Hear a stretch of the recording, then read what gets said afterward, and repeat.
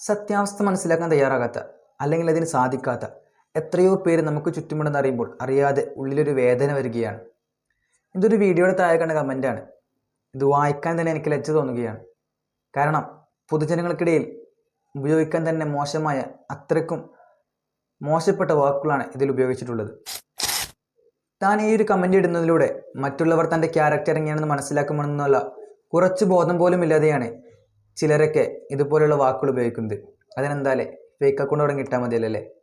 Comment ഇതാണ്: മദ്രസയിലെ എന്താണ് അതൊന്നും പറയാത്തതെന്ന്. സുഹൃത്തെ, ആദ്യം നീ ഇതൊന്നും നോക്ക്.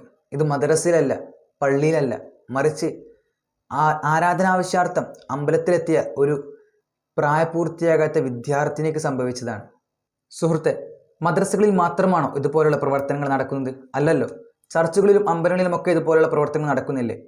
പിന്നെ ഇതുപോലുള്ള പ്രവർത്തനങ്ങൾ ഉണ്ടായി എന്നറിഞ്ഞാൽ തന്നെ സമയം കളയാതെ അതിനുള്ള തക്കതായ പരിഹാരം കാണാറുമുണ്ട്.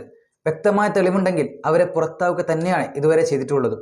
മറ്റു പലരെയും പോലെ അവർക്ക് സഹായം നൽകുകയോ കാവലൊരുക്കുകയോ ഇതുവരെ നമ്മൾ ആരും ചെയ്തിട്ടില്ല.